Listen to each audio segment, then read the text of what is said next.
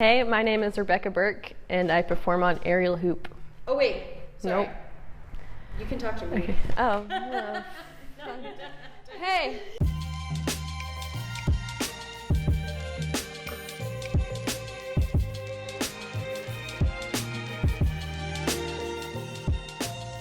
My name is Rebekah Burke, and my apparatus is aerial hoop. I've been doing aerial hoop for 5 years. I was doing ballet in New York, and when I decided I didn't want to do ballet anymore and I quit, I ran into an aerialist that was looking for dancers. She's gonna pay me, I'll do ballet for money. And then I saw her in the air, and that looked way more fun. Just put me in the air, and I kept going. She just, that was me in the air. I wake up, send emails, and I train. Condition stretch for an hour, and then spend an hour going over ideas that I've had, and then spend an hour implementing them into my act, seeing if it works, if it doesn't work, cutting and pasting, putting something together, and then like a last half hour run through my act a couple times. I lost track of how many hours I just said. 2.5 to 3 is an average day. Sometimes it'll go way longer, sometimes it'll be way shorter, depending on how much money I want to spend on rental space. And then if I'm in a show, it's basically the show's my training. The warm-up is when I'll go over other ideas that I have.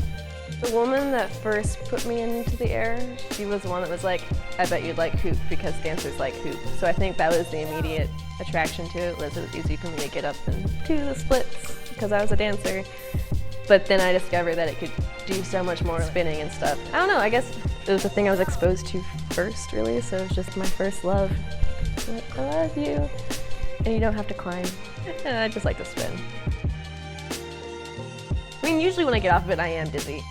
There was only one time that it was like, I gotta sit down, this is bad. But it was because my coach would just have me spin as fast as I could and then just sit on it. That got to me. But it helped. If you ever watch my act, I kind of finish it, spin my hoop, use my hand to focus myself. I'm like, spin.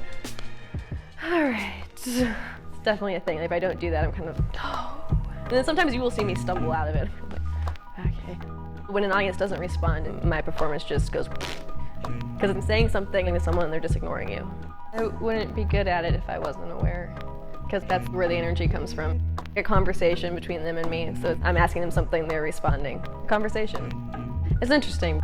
I came from a wanting to do it professionally aspect, whereas a lot of people that would come to me, it's recreational. But if they're coming from it from that angle, that they want to perform, they want to tell a story, remember that. Remember that that's why you're doing this. And go take 2 years and train your ass off. Get the muscles, and then use those muscles to tell your story. And you have to build that foundation to write on. Because that's the thing, is you have to come regularly for me to be able to show you that.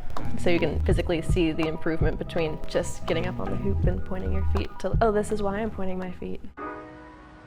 I lost my job. The show isn't closed. The only other show that you could be in as an artist and survive off of the pay, I packed up and moved out. And then I was like, let me go try to get to Europe. But instead I ended up going to Dubai. And then I went to Doha and came all the way back. And then I was on a cruise ship. I went to Miami for rehearsals and flew to Spain for the cruise ship, spent a couple months on there. We went through the Mediterranean, so it was Italy, France, Spain, Greece, Turkey. Nice, it's lovely. When I get off the ship, it has to be Barcelona, so I left the cruise, got off in Spain. It's awesome, as I finally met a couple people I'd known of online, but hadn't actually met, and so we trained together. It's nice being able to see people training in different parts of the world. So much cheaper, it's nice. It was funny that it was still like the same vibe.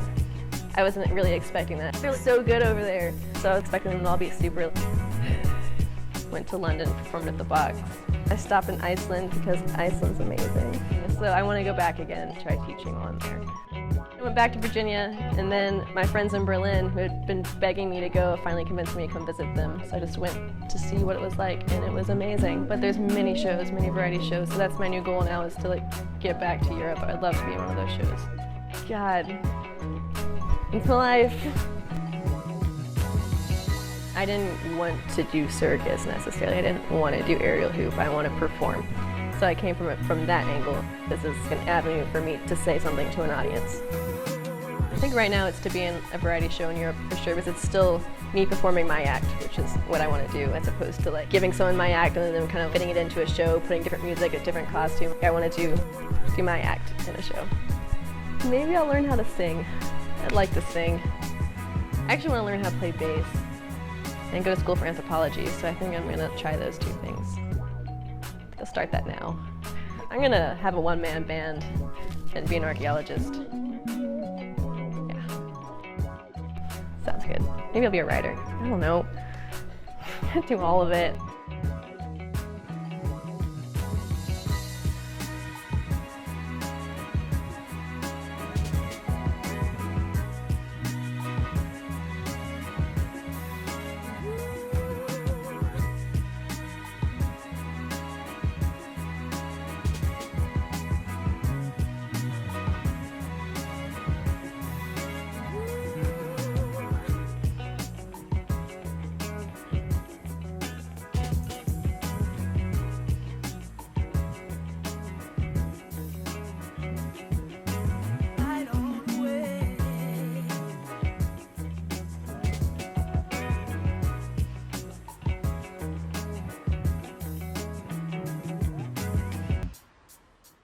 I need to go to bed for a long time.